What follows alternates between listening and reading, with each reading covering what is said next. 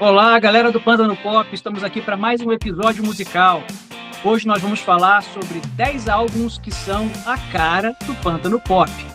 E os nossos critérios variaram. Primeiro, os critérios do Evandro. Os meus critérios foram os 5 álbuns que me abriram os olhos para novas perspectivas musicais. O meu critério não foge muito disso, são os álbuns que abriram portas para mim e que me deram o pedal para desenvolver o meu gosto musical, o meu senso estético. E o primeiro álbum dessa lista é o álbum The Real Thing, da banda estadunidense Faith No More. Então, esse álbum ele foi muito importante para mim porque ele me introduziu ao mundo do rock mais pesado, né? Então, até então, eu era um cara que gostava muito de música bem pop, em termos internacionais, em termos nacionais, de música que hoje as pessoas chamariam de brega, era o que eu gostava. O The Real Thing, do Faith No More, me abriu completamente a cabeça para esse rock mais pesado, que me levou depois ao heavy metal e até ao thrash metal. Mas todo esse mergulho aí na barulheira começou com The Real Thing, do Faith No More. E o próximo álbum dessa lista é o álbum da Samambaia, do Chico Buarque. É o álbum da Samambaia porque, na verdade, ele se chama apenas Chico Buarque, mas ele tem uma foto clássica do Chico Buarque na frente de uma planta, que parece ser uma samambaia. Então, ele ficou conhecido como um álbum da Samambaia. Para eu explicar por que eu coloquei esse disco aqui, porque a gente chamava de disco, ele é de 1978. Obviamente, eu tinha 3 para 4 anos quando ele foi lançado e eu não comprei esse álbum. A minha mãe tinha esse álbum e ela ouvia muito. Então, naquele momento fundamental da minha vida, em que a gente começa a escutar a música começa a ser uma coisa que a gente tá percebendo de forma mais consciente, esse disco era muito presente na minha casa. Além de outros discos de MPB, Elis Regina, Milton Nascimento. Eu acho que ele foi fundamental para desenvolver o meu senso estético. Durante muitos anos depois disso, eu achava Chico Buarque chato, criança ouvindo Balão Mágico, ouvindo música pop estrangeira que tocava no rádio. Como todas as pessoas, eu sou vulnerável e sou levado, era principalmente naquela época de criança, pelo que está tocando, música da moda. Quando eu fico adulto, esse disco ele é fundamental para me colocar de novo ali e para eu reconhecer uma coisa estética que estava gravada no fundo da minha alma e me define, de certa forma.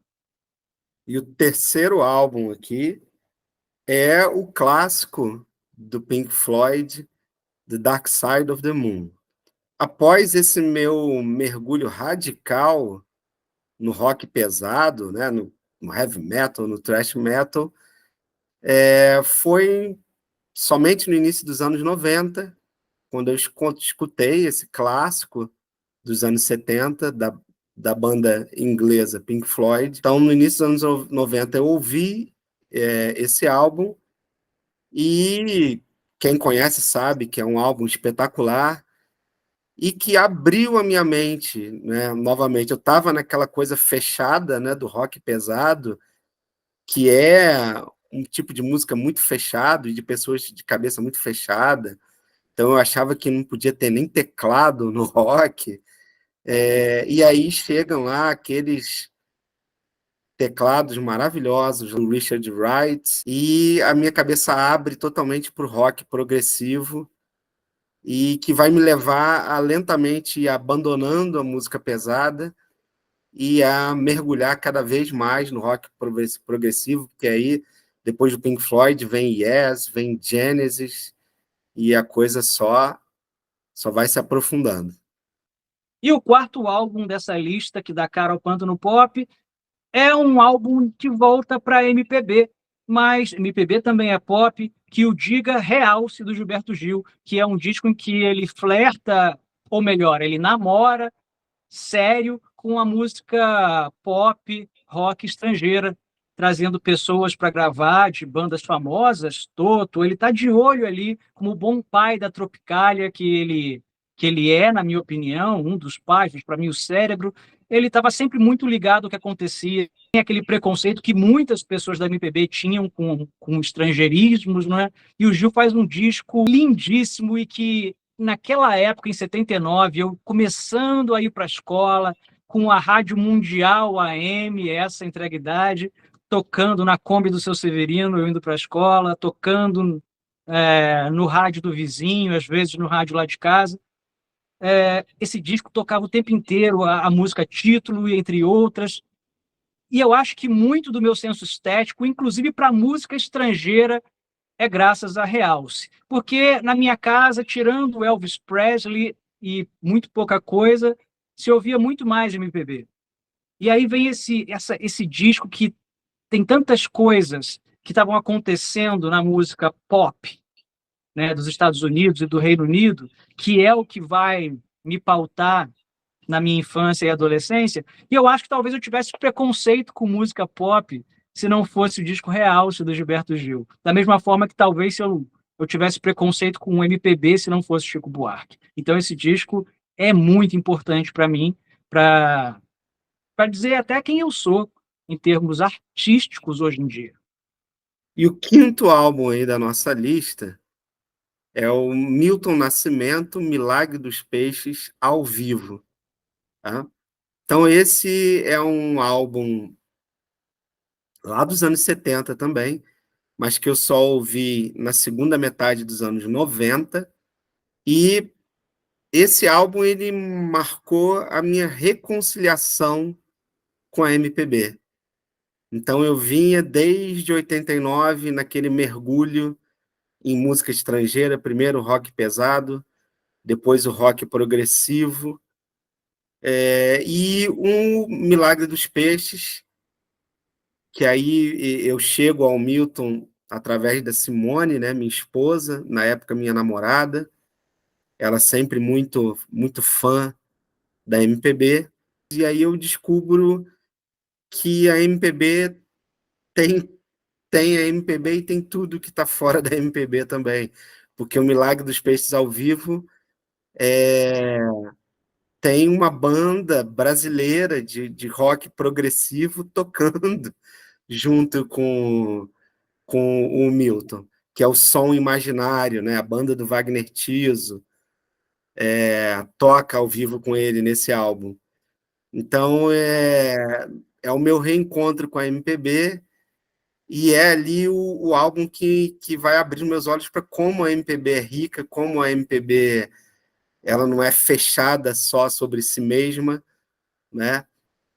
Porque tem aquele álbum ali maravilhoso, com músicas desconcertantes e com essa dosezinha de progressivo em várias delas. E agora é minha vez de tirar da MPB e levar de novo para o estrangeiro, porque o sexto disco da nossa lista é Live in Central Park, de Simon e Garfunkel. É um disco que eu praticamente furei lá em casa, um álbum duplo, gravado ao vivo, como diz o título, no Central Park, um show que bateu o recorde com 500 mil pessoas. E Paul Simon e o Art Garfunkel tinham se separado lá no início dos anos 70. E eles fizeram as pazes e fizeram um show em 1981. Deu um álbum duplo com os maiores sucessos da dupla Simon e Garfunkel nos anos 60 e também sucessos deles solo posteriores. O disco é excelente, extremamente bem tocado, é fácil de achar ele no YouTube, o show inteiro, é muito bacana. E era um disco do meu pai, porque eu tinha apenas 7 anos de idade. Mas eu acho que eu ouvi esse disco muito mais do que o meu pai. E eu acho que foi uma introdução para mim de um tipo de música que também moldou muito a minha percepção musical, o meu gosto musical. Até hoje eu costumo dizer que por mais que meus cantores preferidos sejam Paul McCartney, Caetano Veloso, Milton Nascimento, a minha voz masculina preferida é a do Paul Simon. Ele tem uma voz pequenininha, curtinha, mas me acalenta ouvir. O 7º álbum dessa lista é o álbum A Terceira Lâmina, do Zé Ramalho, tá? Do iniciozinho ali dos anos 80. Então, e esse álbum ele é muito importante porque naquele mergulho lá de rock pesado e música estrangeira, eu havia me afastado muito, por exemplo, da música nordestina, né? Porque geralmente essa galera de rock pesado acha que não tem nenhuma relação ali do rock pesado com a música nordestina. E o A Terceira Lâmina, que eu vou ouvir aí também no final dos anos 90, ele vai me reaproximar da música nordestina, que é uma música que eu gosto muito. Se não fosse A Terceira Lâmina, eu não teria ouvido Luiz Gonzaga, por exemplo. Para mim, foi o Zé Ramalho que levou o Luiz Gonzaga e não o contrário, né? Então, e também esse álbum, A Terceira Lâmina, ele vai me reconciliar com o meu gosto musical lá da minha infância, que eu me lembro lá no início dos anos 80, eu ouvindo rádio, e completamente apaixonado pela canção A Terceira Lâmina, né? Que eu chamava de música do fundo do poço. Então, e aquilo ficou esquecido, completamente esquecido por anos. E aí, quando no final dos anos 90, eu compro o álbum A Terceira Lâmina, e quando chego na música Terceira Lâmina, aquilo tudo volta, toda aquela memória do garoto lá curtindo a música do fundo do poço na rádio, volta e eu me reconcilio com esse meu gosto musical lá da minha infância. O 8º álbum da nossa lista, para quem me conhece, não vai ser uma surpresa muito grande.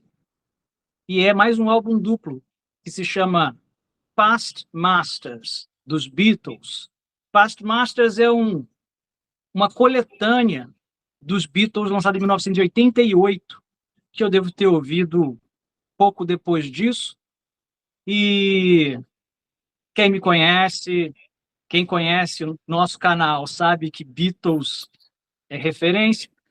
E esse disco me levou aos Beatles. Eu conheço os Beatles desde muito pequeno. Quem não conhece os Beatles? Mas eu conhecia muito superficialmente. E, para dizer a verdade, eu conhecia muito mais o Paul McCartney nos anos 80, porque ele estava fazendo muito sucesso naquela época, do que os Beatles.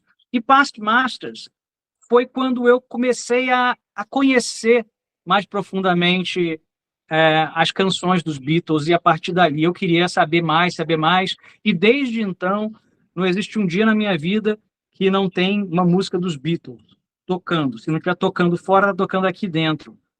Então eu recomendo esse disco para quem quiser começar também a conhecer os Beatles melhor. O penúltimo álbum da nossa lista é o álbum OK Computer, do Radiohead, da banda inglesa Radiohead, lançado aí no final dos anos 90.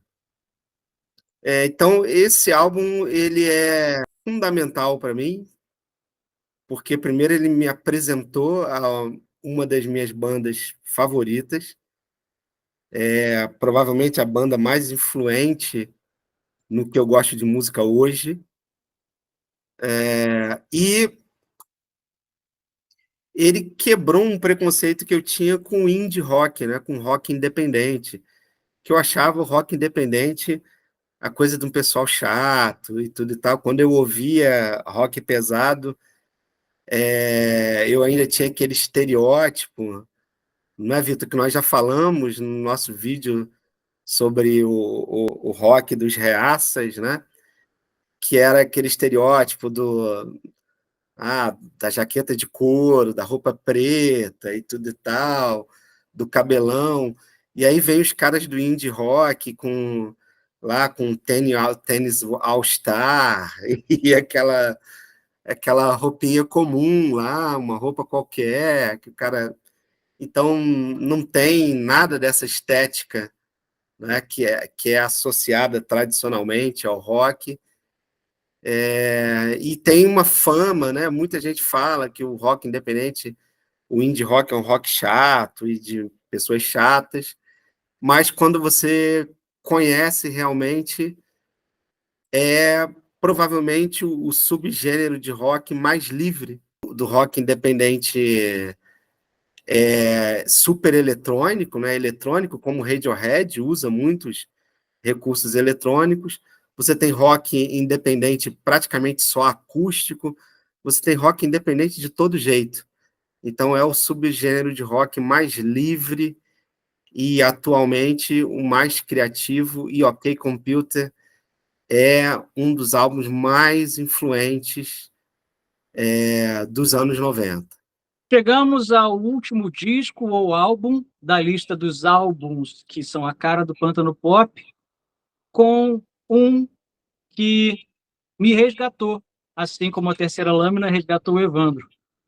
Francisco, do Chico Buarque. E eu coloco, sim, 2 discos do Chico Buarque, porque fecham um ciclo.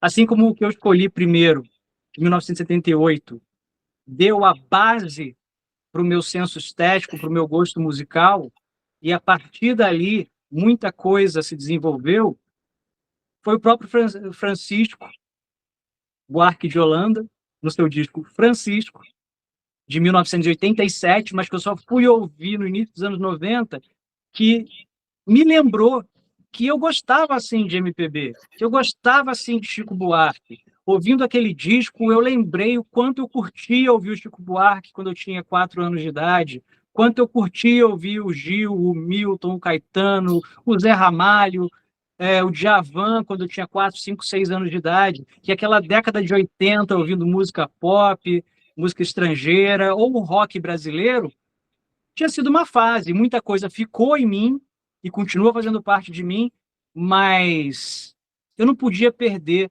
o que tinha me feito musicalmente. E, afinal de contas, a vida é isso. Nós vamos adquirindo informações e vamos ficando com as que são úteis para a gente, descartando as que não são, mas mesmo as que a gente descarta, elas ficam, elas nos ensinam, elas nos abrem portas. Então, fecho aqui com esse disco, Francisco, Chico Buarque de Holanda. E você aí, se quiser, pode deixar aí na caixa de comentários os álbuns que tem a sua cara.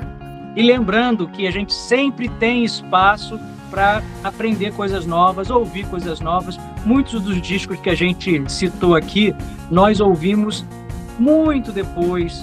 Nós tínhamos preconceito com os artistas e nós abrimos o ouvidinho e o coração e ficamos mais felizes com eles. Valeu!